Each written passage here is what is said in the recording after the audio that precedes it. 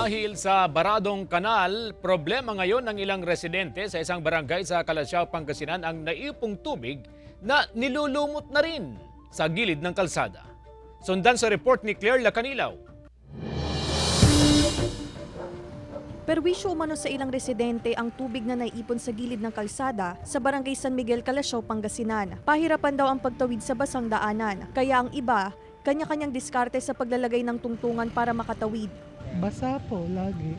Laging may baha dyan, lalo na ngayon.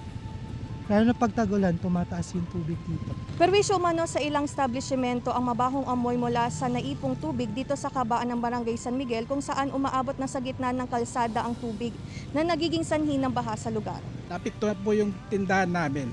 Kasi walang nakakatawid dito puro walang bumibili. Ayon sa opisyal ng barangay, inaayos pa nilang resolusyon para mapondohan ang pagsasaayos ng drainage canal sa lugar. Siguro yung drainage, ma'am, baka medyo barado na siguro.